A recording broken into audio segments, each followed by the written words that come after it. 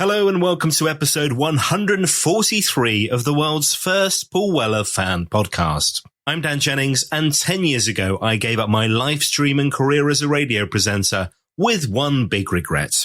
Never getting to interview my hero, the legendary singer, songwriter and musician, Paul Weller. This podcast exists purely to solve that issue. Welcome to Desperately Seeking Paul.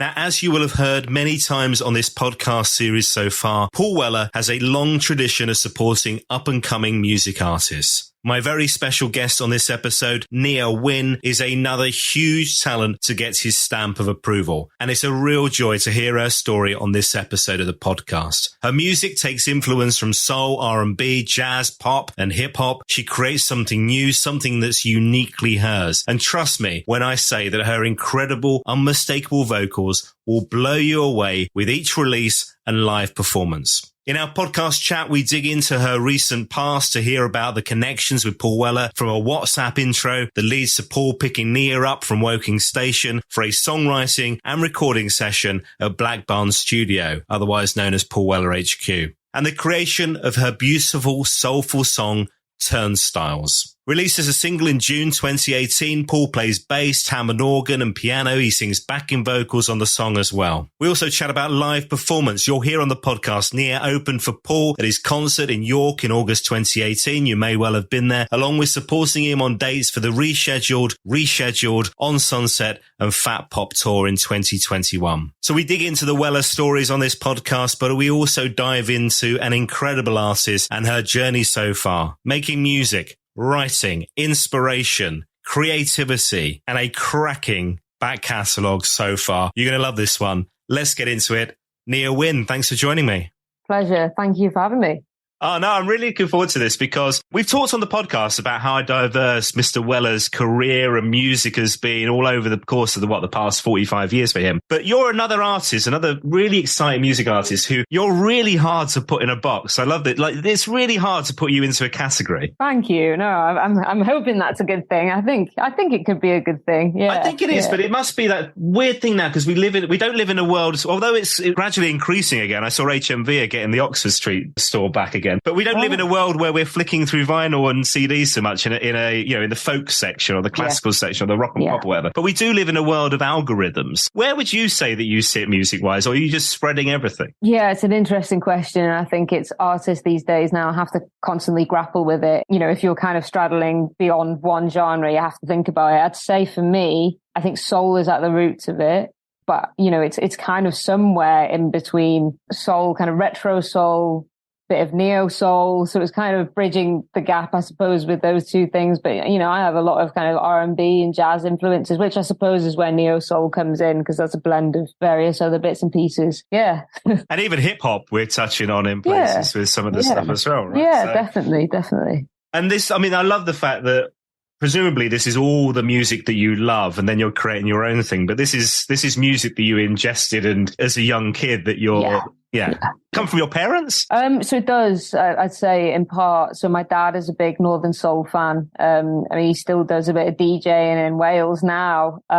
So I think the influence of kind of looking to alternative genres that weren't in the mainstream at that time became kind of a trend in the household growing up. I mean, he didn't like a lot of the music I started listening to. I mean, he's not really into blues music, for instance. He's not really into hip hop, unless it's kind of a big kind of obscure soul sample in there. Maybe he just kind of set the precedent for me kind of looking to alternative kind of music that wasn't just readily out there to a young teenage girl in North Wales. So yeah. I mean, I've got young kids. So my eldest is now 8.5, and it's the half's important in his mind, and 6. And it was around that time that my eldest is now that you first picked up your guitar, yeah? Yeah. About 9 years old. Yeah, exactly. And was that encouragement from your parents? Not really. I think, in fact, none of my family can play a musical instrument. It wasn't even from that. Well, none of my immediate family anyway. I think I think a lot of kids in my primary school were kind of picking up different instruments, and it was kind of like, oh, which one should I try? And I remember there was a little girl in my class that told my mum, oh, I don't think Nia suits guitar. And yeah, I mean, I was the only girl. We used to, sit in a little circle with all these boys playing kind of on classical guitars. So that's kind of where it started. So you were properly learning music and how to read music, were you? Well, I wouldn't say that. It was more kind of, reading guitar tabs. It wasn't reading music, unfortunately. Yeah, I mean, it was the kind of the standard stuff that kids learn right at the beginning. There was no kind of freedom in choosing what you wanted to learn. So I did all of that. And then it wasn't until like I was a teenager where I could kind of have a bit more freedom what I wanted to learn with a teacher. And your voice is, I mean, it's so unique. And I was out last night in London at a launch event for some friends of the podcast, actually, a book of Stuart Deeble and Mark Baxter. And there was a lad who you might know, actually, a guy called Dan Ash, who's otherwise known as Teenage Waitress. And he was saying, like, who's coming up on the podcast? Teenage Waitress, that's great. Yeah. And he's like, who's coming up on the podcast? And I mentioned you, and he's like, oh, her voice is just, I was like, I know, it's just, it's so uniquely you, and it's beautiful. But where was that something that you discovered that I can sing? Oh, great. yeah, a little bit. I didn't, I was playing guitar from, as a little kid. I didn't really sing. That wasn't something that I didn't think I could do. I think I couldn't do it at the beginning. I was just persevering. It's to probably everyone's annoyance. And I just gave it a go and just thought, I enjoy this. And that kind of paired at the same time with me learning covers and trying to songwrite and all of that. And it just went from there, really. I think it was when I was in early teen years kind of thing. Needed to get that angst out somehow. I remember interviewing Anne Weller, so Paul's mum, on the podcast, and she talks about Paul as being like similar journey to you, like in terms of, picking up the guitar, and he had the Beatles songbook and they're, playing around in the bedroom and all that kind of stuff. But she talks about this really shy kid that you just couldn't imagine him being on a stage performing music. And would that be the case with you as well? Was it a surprise to your family, your parents, that actually this is something, when you started doing that and getting up and singing and stuff? No one's ever asked me that. I think it's a really good question. I think maybe in part, yes. I wasn't necessarily shy, but I think I struggled socially quite a lot. I was very into football at the time as well. So I was kind of like, I'd pursue my passions, and they tended to be passions that would be a bit different to most little girls in my class, for instance. I think they're not surprised. They weren't surprised in that, I kind of wanted to forge my own path and do my own thing. And perhaps that was in fitting with that, but maybe it's a surprise in other ways, definitely. I think it's still a surprise to me. So, and that, again, we'll talk about the Weller connections in a second. But one thing I also thought that the two of you have in common is that love of style. That the fashion and things is really important to you as well. Yeah, it's definitely important to me. I think it's always been important to me, but even more so now that I think when you have, eventually you have your own income, and then you kind of decide, right, that's what I want to spend my money on. I want to, go sifting through vintage clothing. And I kind of have, my home body, what I'm wearing right now is kind of an Adidas jumper, and I'm relaxing at home. And then, when I step out and I'm doing music, I kind of want to feel like myself as an artist. So I do take a lot of kind of pride and thinking about style. And, that's something that I think Paul has inspired in me. Definitely, he's a fashion icon, it's yeah. So let's talk about Mr. Weller. When did you discover his music? You mentioned like some of the music you were into when you were growing up was older, like, older soul, Motown, Stax, that kind of thing. But definitely. Were you a Weller fan? Was his music part of something you'd listen to? Yeah, so I've been exposed to it a little bit as a teenager. I'm probably a bit more, obviously, I think most people have been exposed to the Jam, but I think the Style Council was more so my bag. And then some of his, solo albums in particular, I think that was what I was kind of been drawn to more so, because that's just kind of in keeping with, that was his real hardcore kind of soul alternative phase. So And have you ever seen him live before the connection with Paul? No, and I'm really interested in, okay. Only on, I'd watch the YouTube videos of him singing with Amy Winehouse and what have you. So that was kind of my first seeing what he was like live. And I bet that was a big thing, because I would imagine that Amy Winehouse was a huge thing for you as well. Yeah, definitely. Yeah, it's funny. I was talking to Mark Cooper, who is going to be, I think, is the next podcast after this one with you. He was the exec producer of Later. He created the format with Jules Holland. And we had a big conversation about that performance, that Amy Winehouse and Weller performance, and how special that was. So, but yeah, amazing. So the first connection with Paul, how does that come about? Talk me through that story. So it was via my manager at the time. He had previously managed another band that maybe had supported Weller at a gig. It was a bit convoluted, but yeah, my manager at the time messaged Paul and just said, look, I've got this artist that I'm working with. I think you might like her. Maybe you could, help out if you wanted to do a studio session. And yeah, he was thankfully all for it. And we kind of set up. I had Paul Weller on WhatsApp. It was quite strange. What was it in your phone as? The Mod Father or PW? Or? No. Paul Weller. Absolutely. Full name. Yeah, that was quite strange. And we managed to get a studio session in. I did a couple, and I had the kind of bare bones of a song that I wanted to work on with him, and he was feeling it, and then we went from there really. Prior to, so the WhatsApp gets set up, but had Paul presumably has heard your music before he dives into yeah.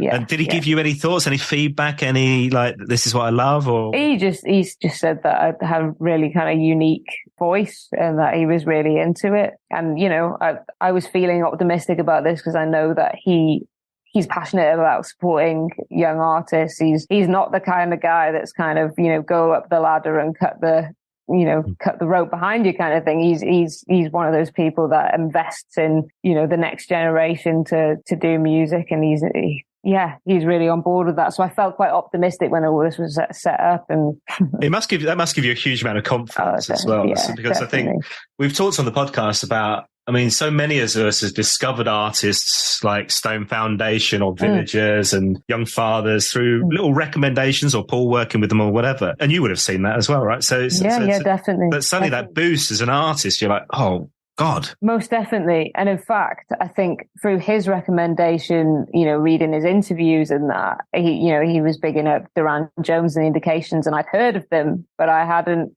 listened to their music.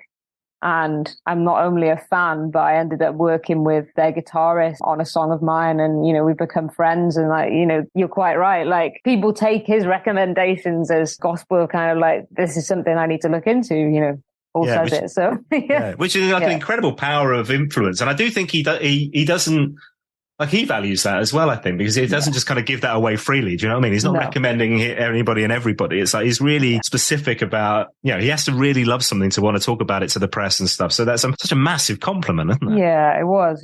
And I think, I always need compliments. Well, don't we all? Now, look, let's talk Turnstiles. So this was released in June 2018. That's it, yeah. How far out before release were you in the studio? And it was a Black Barn, presumably. It was, yeah. I think it was January. So we did a session there. We did all of the recording. And then there was another session where we did the kind of mixing as well. Yes, it was 2 sessions, and January. So 5-6 months. And was it snowy on the ground in Ripley? Because it's a beautiful place, isn't it? Oh my God. You know what? I can't remember. Pissing with rain. I just remember, I think that day felt a bit like a blur, I suppose, really. Because, I was super nervous. He picked me up from the train station in his car. And he was like, go through this, this entrance, to Woking, because don't go around the back, because I don't want you to have to see how, it was a bit run down at the time. Oh, right. I haven't the pride of his locality. I love it. I don't think I've ever been to Woking since, so I can't comment on what it's like. But I think it was quite a surreal day. And also just, it was not just the process of going into the studio with him. It was also, at the time, I'd been in music studios before, quite a few, but going to his, seeing all the memorabilia, I was taking all of that in as well. That was another element of it. Yeah, as you as a fan seeing all this stuff, and it's a beautiful studio. I mean, I have been lucky enough to go down and for one of the interviews, the head roadie, Rog. Yes, and it's an amazing place, and presumably as an artist, to stepping into that studio, it's got a bit of magic around it as well. 100%. You mentioned that you had like the bare bones of Turnstiles then. So what did you have? When you were going into the studio, what was done? What was ready? So I had, it wasn't, and back then it wasn't really what I do now, where I kind of, I produce demos, or I start producing songs now, or I produce it on my own. It was literally that I kind of had a very rough thing recorded on Logic of just the verse and the chorus, and then maybe some lyrics in the second verse, but it wasn't fully finished. I definitely didn't have, a bridge or a middle eight. And that was something that I wanted to do. And then it was kind of just being able to put it all together. And of course, kind of the production, because that was where Paul came in really strongly. And that's what the song really benefited from. And also, I think he's talked a lot about how his process has changed over the years. He wouldn't go into the studio till he had the song really nailed, the lyrics nailed, the music nailed, and whatever. But since I think 22 Dreams, he's talked about kind of this evolution of how he processes things. Yeah. So that kind of approach is, I guess, you're mirroring that way. It's not you're working it and shaping it together. Yeah, which is strange. And actually, saying this now, like yesterday, I had a writing session, and we'd started writing the lyrics, and then I was feeling like, oh, let's start, tracking instruments, and then I'm sure the rest of the lyrics will come to me. But he was, gently encouraging, no, let's get all the lyrics down. And that was something I realized in myself, actually, I felt quite uncomfortable with that, because I'm not used to doing that. But it was worth the while, because we came away with a full song, and I don't think like much of the lyrics will be changed. And then we were able to just get everything down. So I think sometimes working with other people really does push you to kind of go against your normal habits.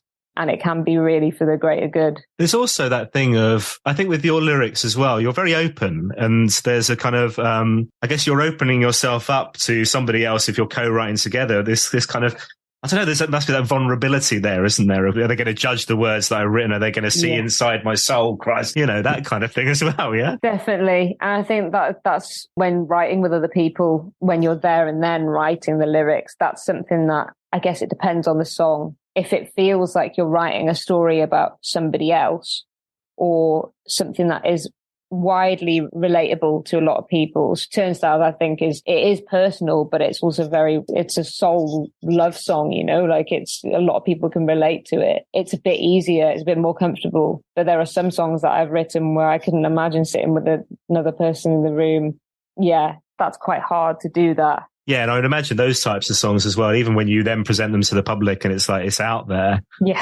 It's like there's been plenty of those. Yeah, that is that nervousness of like a song like Who Asked You, where you're putting that type of song out there where you're talking about mental health and things like that. It's like that there must be that thing of like, is this all right? Because it's still things that you're talking about in your music are still taboo subjects, ridiculously. Yeah, I think so. I think, and it's funny with mental health and music. There's a much bigger conversation happening about it now. But what I would say is that with not just with music, but I suppose with like, charity campaigns about time to talk and that, and it's fantastic that, you have these awareness days. People are more willing to talk about it now, but there is still a big stigma with particular mental illnesses. I think, people are more forthcoming in talking about depression and anxiety, but when it comes to things like, I guess, personality disorders, even OCD to some extent, psychosis, mania, all of those kind of things, they tend to be, I think, for a lot of people, maybe a bit too far, a bit too uncomfortable.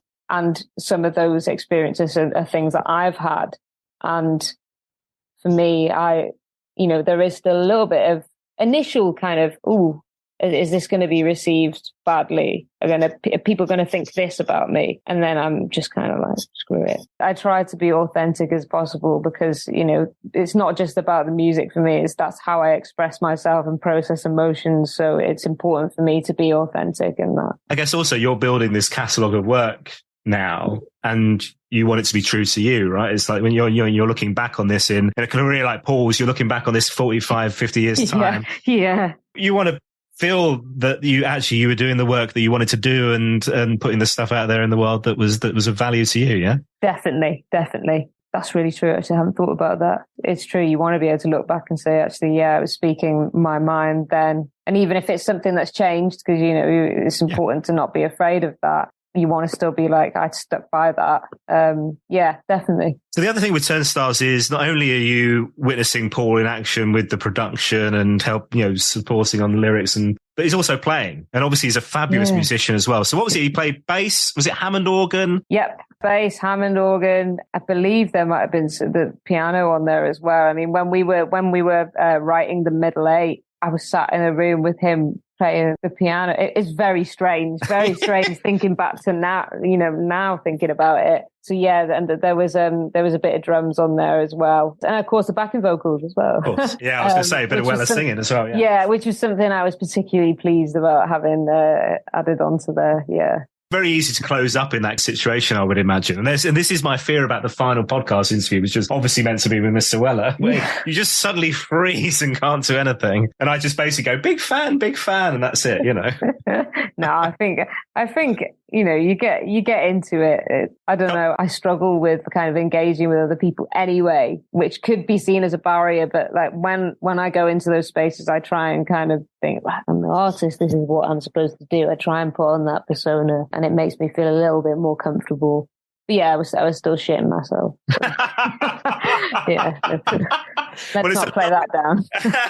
It's a lovely, lovely single. We'll put details in the show notes so people can hear it. But I also want to talk about so much other stuff as well. Let's talk about live. We'll come back to the recording. There was a whole world of pain, obviously, around COVID and lockdown and gigging going on tour and stuff. But there was this announcement that Paul was going to do. I think I'm right in saying this is the first time that we had announced you were supporting him. Correct me if I'm wrong. But the On Sunset. Well, there was actually one other gig, 2018 or 19, I supported him in York. It was like a one-off one, so that was my first experience. But yeah, you're right in saying that first tour, being involved in that. So yeah. Okay, well, let's talk about York. I wasn't unaware of that one. So, so was this off the back of the single, obviously being recorded, but being released as well? Yeah, that's it. Yeah. Okay. Yeah. And so, and was it just part of his normal tour, but you did about one-off gig? Yeah, just did the one-off. I think it was the Barbican in York. Oh, yeah. Nice. So yeah. It was good. And take me through those feelings. You're about to step on the stage. This is a Weller gig. I mean, it's not like the old days where back in the Jam days, when Bananarama supported, for instance, they just got booed and heckled because everybody just wanted the Jam. It's a nicer environment now, right? It is a nicer environment, although there was one heckler on one gig I'll tell you about afterwards. Yeah, which unfortunately happens, I think, to a lot of people with support acts. But the York gig was really fantastic. It was kind of my first band, like for session musicians. Yeah, it was just a really special experience. And you know, my dad came along to meet Paul. Yeah, and yeah, I think he was really kind of excited about that as well.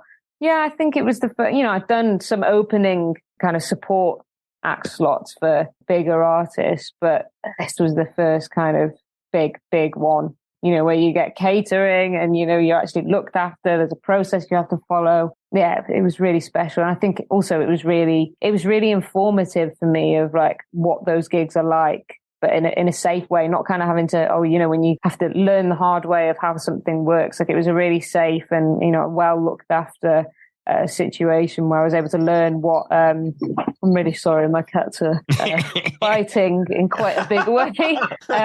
Yeah, there's that. I think it was a really good learning moment for me. Yeah, definitely. That's nice to hear. Well, Bill Wheeler and Kenny Wheeler, who listens to the podcast, will be really keen to hear that. Yeah, the tour management crew will love hearing that as well. So, and they missed a trick there by not getting your dad to DJ beforehand. You could have got double bubble, right? Yeah, but he would have loved that. I think he wasn't. I'm not sure if he was actually doing the DJing then. He'd gone back to it because he used to go to Wigan Casino. Wow, really? Yeah.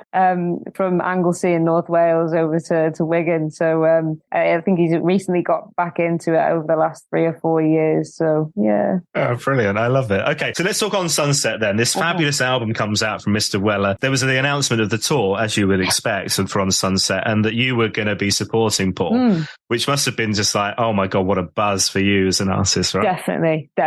I mean, it was the first proper tour that was going on, and also to know that, you know, I was going to be able to support him and go through that process. It was really exciting. It felt like this is a big moment, definitely.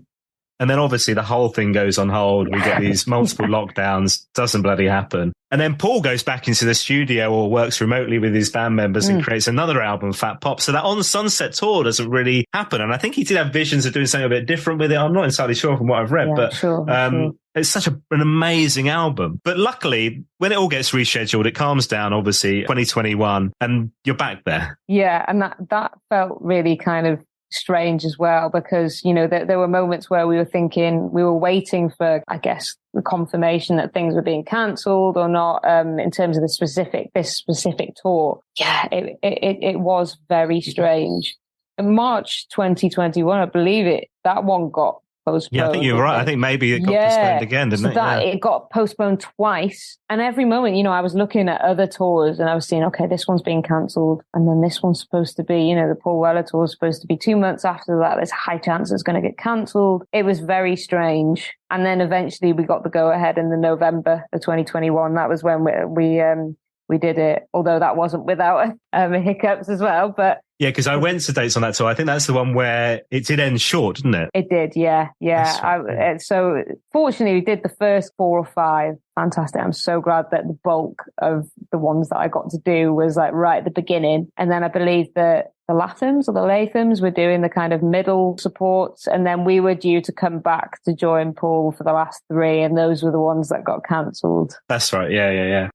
In terms of you as a live performer, so as a solo artist, you've not got a band who are around you the whole time. So how does that, with your cats saying hello, you've not got a band around you the entire time that are working with you day in, day out. So how do you have to go out to the market to recruit them? Are they people you knew anyway? The musicians that I worked with on that tour, and actually have worked with going forward, were people that I contacted and kind of connected with particularly over Instagram over lockdown. So, you know, we sat with nothing to do at the same time feeling like there was everything that needed to be done in lockdown. And I decided to kind of use that time to connect with, you know, other musicians, other writers, but then also, you know, session musicians, so that I had an idea of who I wanted to see would work with each other and were up for doing it. So as soon as we were able to, we got into rehearsals, and, you know, some people then weren't able to do the tour and then other people were. So then we ended up getting the core of musicians, and, you know, I still work with some of them going forward as well. So that has been really positive, that they were fantastic session musicians that I worked with on that tour. And it's been nice to have that long-lasting relationship. And then we get another one last summer where the festival circuit's always fun. I'm going to pronounce this wrong, and people who live there will crucify me, but I would say Lytham. But yes, Lytham... I think it is Lytham. Okay. Yeah, it is. Lytham Festival. So this was the Charlatans, lottery winners, who I don't think are actual lottery winners. This is a band name, folks. And Weller headlining, but then you on the bill of that as well. That must be great to get that invite. Yeah, we're talking like almost 6 months on to still 100%. Be a connection, you know? 100%. Because before then we did the 2 rescheduled dates of the ones that got postponed. Money-wise, I was only able to do that with a guitarist. Just me and him, which was fantastic, but it's not always, you know, I love it when I'm able to perform with a full band. So to be able to go back to Lytham Festival with a full band, and also the size of the, you know, the site, the scale of the event was really, really, really enjoyable. Does it feel like, as an artist, when those things start happening, and that same year you play Glastonbury as well, does it feel like when you start getting that momentum, like, do you feel like there's almost like wind beneath your wing? Oh, that's a terrible song. Wind in your sails. Yeah. Wind in your sails is a better phrase. But you feel like you're building this momentum, you're building your fan base, and it's growing? Yeah, I think so. I'm trying to keep as consistent as possible. And I'm not cynical, but I'm just also trying to keep myself on the ground, because I think people's attention spans are short, you know, and then there's always new things coming out. So as artists now, the way things work, how saturated it is, you know, you have to constantly just keep going. And last year was a really good year. It felt really good, you know, being able to play Lytham, Glastonbury and Latitude. And then this year has been really positive for different reasons. Like, I'm focusing more on online content, and also, of course, recording and writing this new EP. And in a way, so far, the first half of this year, you know, I've not been playing live shows as much because I've been focusing my efforts on other things. And then it'll come back round, hopefully. So I guess, you know, both years have felt good, but good in different ways in a way. It's such a different model now, though, isn't it? But I say that at the beginning of this year, you've almost done Style Council type thing where every month we've got, or very frequently we've got a different single, and these would have been 7 inches that we'd have queued into the shops for, but they're now downloads, and it's so hard to make a thing out of that, like a career and money out of that type of model, isn't it? It is. And one of my friends who I've worked with, Shuko, he described it as like, that's your pension. Your pension is, the songs that you've released that slowly kind of accumulate royalties and what have you. It is really strange. And I think, the digital DSPs, as you call it, Spotify, Apple, the industry wants to see you do EPs and albums. But then at the other side of it is that Spotify, Apple, and also people listening tend to prefer, I think, a lot of people prefer singles and constant stream of music. Me, I like both. I like the ability to listen to an artist that's just said, right, I'm putting out this standalone single. But then I also love projects and concepts and full bodies of work as well. So yeah, it's really hard to toe the line between the two. But what I'm seeing now is that, just being consistent and putting out music regularly. I get itchy feet if I don't do it anyway, so... It's also that thing of like, so many people listen to music in such different ways, like you say, of that album EP model, whereby you'll pop up in a playlist, for instance, and it'll be, that one track, for instance, and that might be people's discovery, you hope, where they'll go, okay, well, I like this, let me dig into the back catalogue, find out more and whatever. But you have to almost be... You're the singer, the songwriter, you're making the music, you're producing a lot of your own stuff as well. But you also have to be the marketing specialist and have your TikTok channel and all that stuff now as well, don't you? Tell me about it, honestly.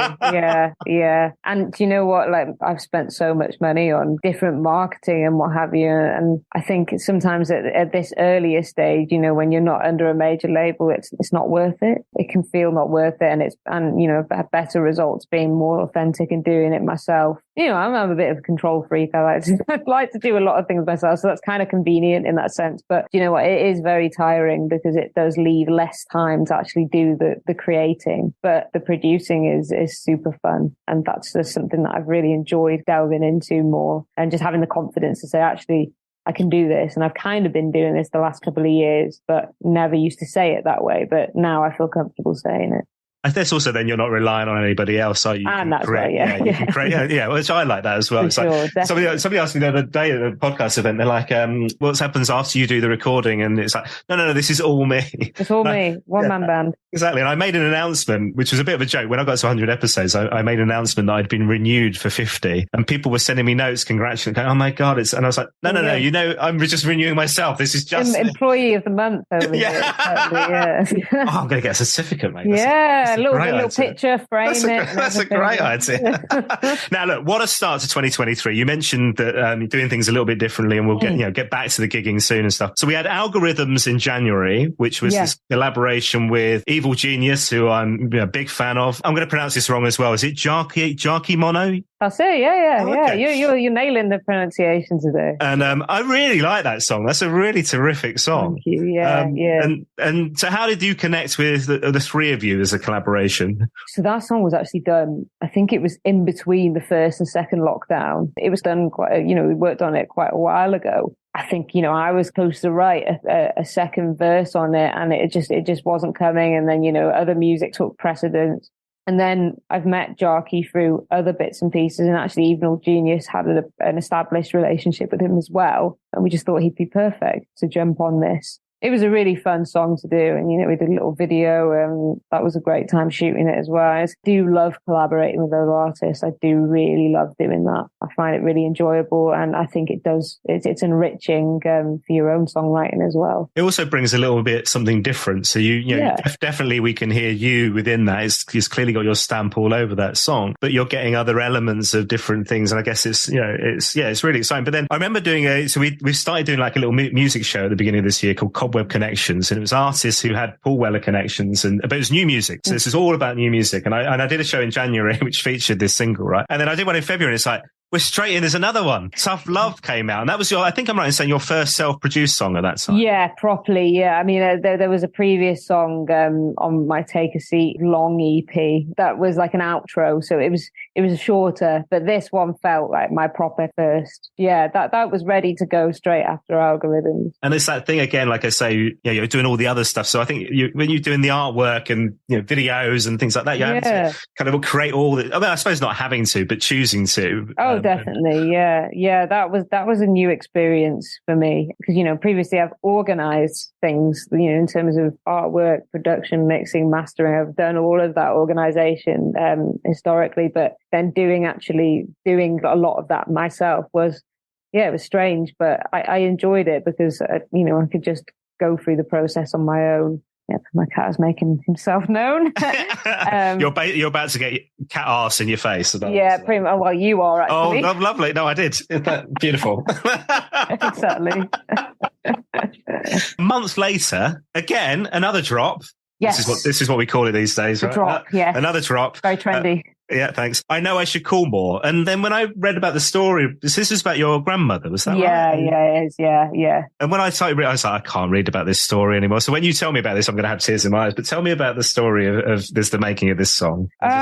So this song I wrote quite a while ago. I mean, my nine, which is what we call it in Wales. So my grandmother, she's still unwell with Alzheimer's. It's been since the start of the pandemic. So I think I started writing this, process my feelings about knowing that this was happening for her and my family. And, it's still ongoing. And in fact, around the time that we, released that song, she was particularly unwell and it felt is this kind of around the end time. And it hasn't been, but it's very hard to think about day to day. And yet it is always on my mind. And it's one of those illnesses, I think, that has huge emotional repercussions for everyone involved. Yeah. And I wrote, the bridge in Welsh, which was another first for me as well. So, I learned Welsh growing up in school, but not to the point of fluency by any means. And I've spent this last year kind of relearning Welsh in London Welsh Centre, which has been fantastic. Oh, cool. Oh, great. Yeah, it's been absolutely fantastic. And now I only speak to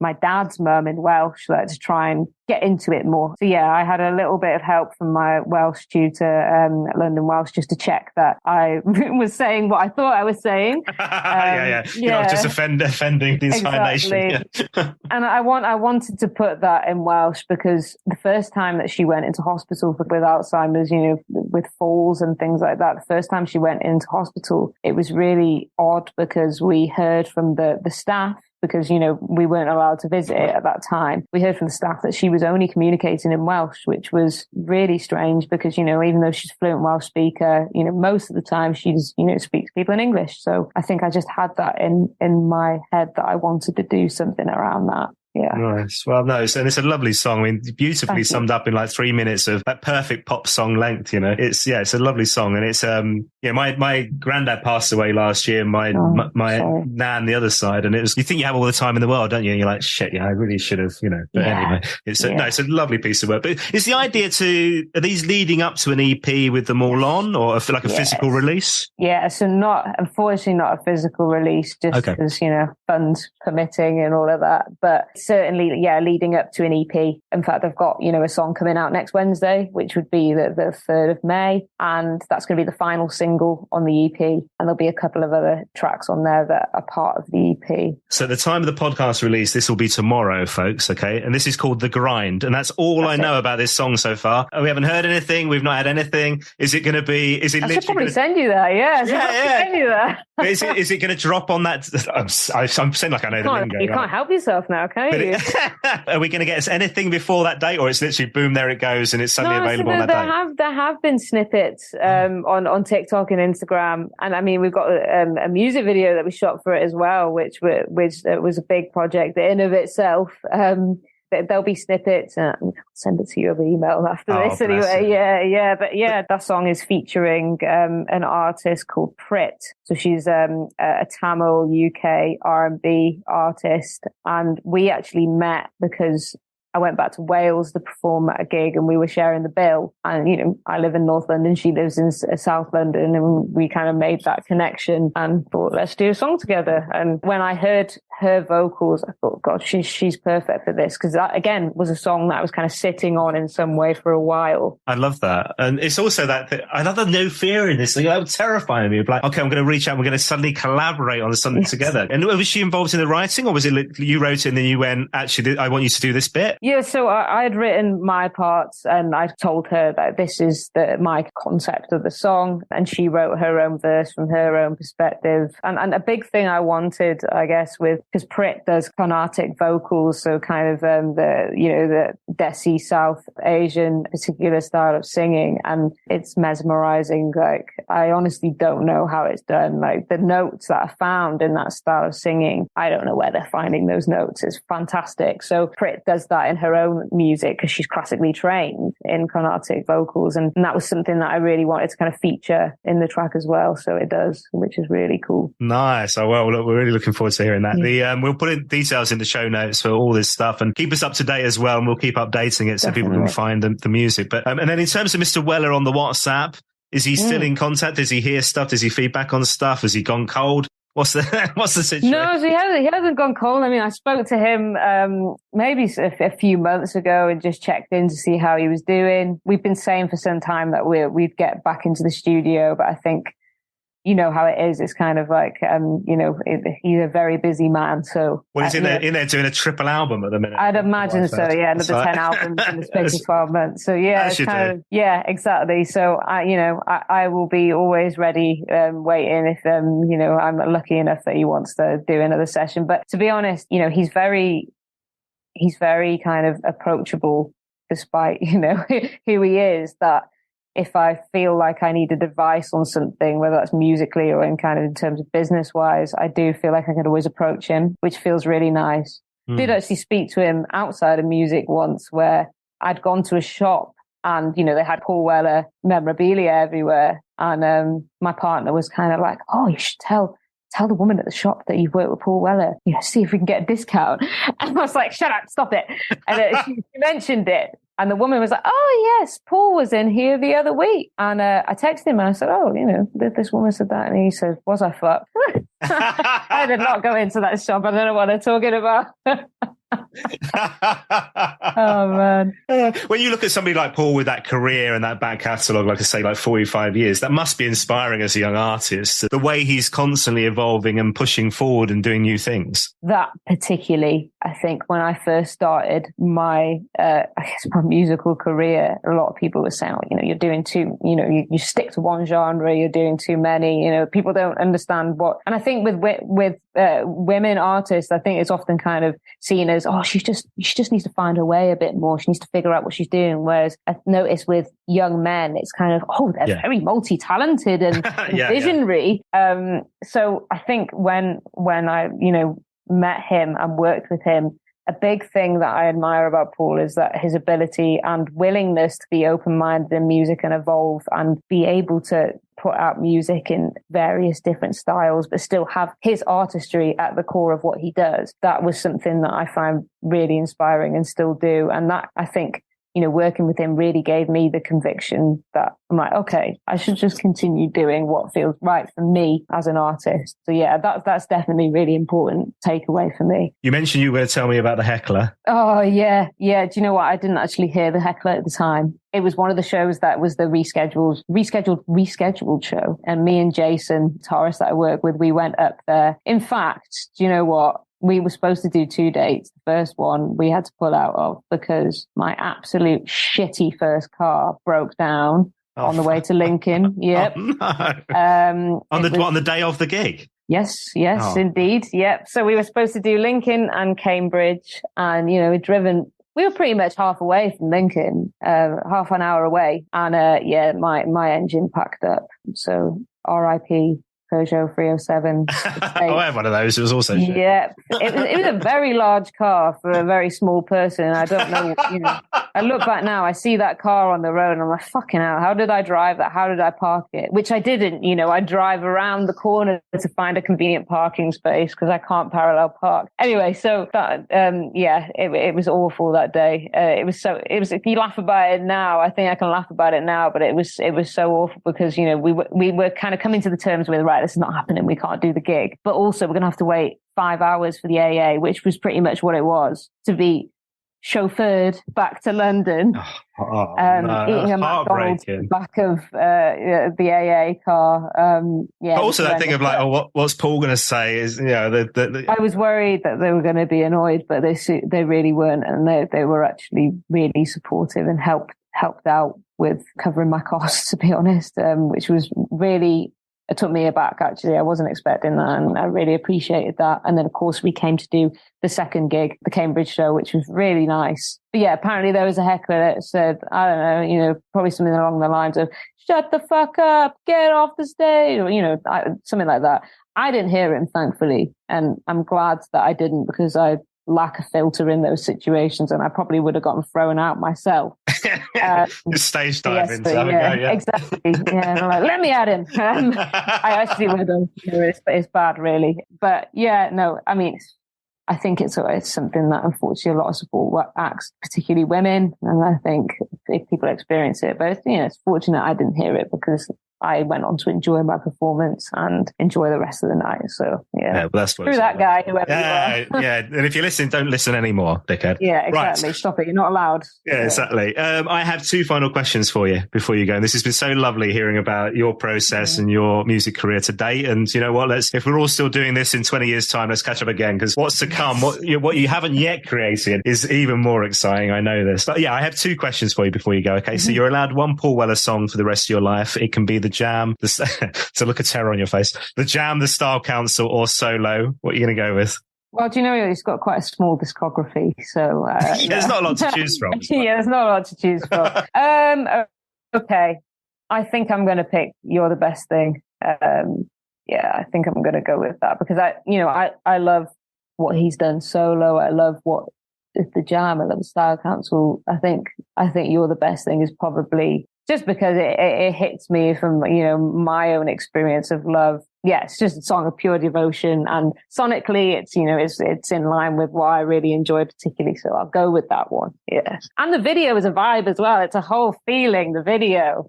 It's the kind of bobbing of the heads, enjoying the beat, One of the things I was thinking about, right? So if I had an ounce of your talent and I could play the guitar and I could sing and I had a great voice and all that, I would be sat at home doing that all the time, but doing songs like I love of other people's and stuff. Have you ever done, in the secrecy of your own home, the comfort of your own home, have you ever played any or sung along? What are you like with that song? Oh, definitely. Yeah, definitely. I mean, I actually did a cover of that song. So I was involved in this kind of BBC Radio Wales Welsh Arts Council initiative called Horizons, and it's still going, where they support kind of up and coming Welsh artists. And the year that I was part of it, they brought us to Rockfield Studios in Monmouthshire, and we all each had to pick a song from an artist that had recorded there. I think I bent the rules a little bit. So Paul had recorded solo material there, but I wanted to do that song, so I was like, he was there, so it's him. So I did that song, and I think it was on iPlayer at the time, and which was really nice. I had to tweak the lyrics a little bit because it was talking about being a man, and I'm not a man. I had to change the lyrics a little bit, but that was really fun. Yeah, and it was in the studio room where Bohemian Rhapsody had been recorded, I believe, which was crazy. So yeah. Wow, I didn't know that. Then this version is out there somewhere in the ether. It is. It's in the ether. I actually don't know where it is either. All right. Well, this is a mission for people listening to the podcast to find this version. Somebody somewhere will have it. That's wicked. I didn't know that. Amazing. Yeah. Okay. Right. Final question on the podcast. So you'll know this. Purpose of the podcast is for me to meet lovely people like yourself. Right. Hear about your stories, your career, your music, and dig into that. And I've loved this, but it's really for me to get the interview with Paul Weller that I never managed during my radio career. My one big regret from giving up my radio career, so much so that I've created a podcast, and we're now into probably something like 5,000 hours worth of podcasts or something. Yeah. And this interview still hasn't happened, right? So, I want to get him into my WhatsApp group. Do you know what I mean? It's like, if it happens, what should I ask him? If this interview happens at the end of this podcast series, what do you reckon I should ask Paul? Oh my God. I want to know what football club he supports, because I've heard rumours that he supports Chelsea. That's what I want to know. Do you know the answer to this? Well, there's a Chelsea flag in Blackburn, and I know that he was like... I want to get full understanding about this. What team is your team? Man United. Yeah, Man United, yes. What about you? Chelsea. Oh, serious? Okay. Do you watch Chelsea women's play ever? Yeah, that's fabulous. Yeah. Amazing. So, better than the blokes. Yeah, they are. Well, it's not hard to be fair. No. Right? And do you know what? I was thinking about this the other day, because we're obviously on the hunt for a new manager at the minute, the lads team. We should have the ladies manager. She's a fab. Well, I mean, not steal her from there, but yeah, that would be a downgrade, I think. I'm sorry. No, you're right. It would be. I actually went to Stamford Bridge the other day to watch them, and I was really disappointed with the quality of food there. It was, So if you can feed that back, okay, I'll mention it in the fan forum. Yeah, but that's what I want to know. I want to know full clarification who he supports. It won't make me take a dim view, but I just need to know. And how much is the support as well, I think, because that's the thing. It's like, is it kind of passive, exactly. Or is he sat there watching Champions League exactly. Getting a BT mobile subscription or whatever, for just BT Sports subscription, just for that. Hey, look, this has been so lovely chatting with you, Nia. Thank you so much for your time, and really look forward to digging into whatever comes next. Thank you so much. Thanks for having me. My thanks once again to Nia Wyn for joining me on the podcast. Do head to the show notes on my website, paulwellerfanpodcast.com. Not only have we got all the details about that song they created together, Turnstiles by Nia Wyn, produced by and featuring Paul Weller. Plus, I found it. Nia covers the Style Council, You're the Best Thing, live from Rockfield Studios. All the details in the show notes for the podcast. We've created a Spotify playlist of my favourite songs from Nia too, and loads of videos, links to Bandcamp, and all that stuff. paulwellerfanpodcast.com. Just head to the show notes for this episode. And don't forget, whilst you're there, you can head into my store. We have all the official podcast merchandise in there, including t-shirts for the summer, your shopping bag, your official podcast mug, and pin badge as well. Head to the store on my website. And whilst you're there, you can also buy yourself a virtual coffee if you fancy it. It gets you a shout out on the podcast. Hello to Mark Josling, who's done exactly that. Hello, Mark. Hi to Simon Cartilage. Hi, Simon. Lovely to meet you the other week in person as well. Hello, Martin Glover. Thanks to you for your virtual coffee too, sir. Hi, Grant. Thanks to you for your support. Hello to Alex McLaughlin. Hello, Alex. Thank you so much for your support as always. A massive thank you to Martin Morrow. Hello, Martin. Hi to Brian G. Hello, Brian. Hi, Mike Steer as well. Thank you to you for your virtual coffee. Cheers to all of you for your support. Really appreciate it. Find out more details, paulwellerfanpodcast.com. And don't forget, you can get in touch on social media. You'll find me on Twitter @WellerFanPod or on Instagram and Facebook, Paul Weller Fan Podcast. Thanks for listening. I'll see you next time.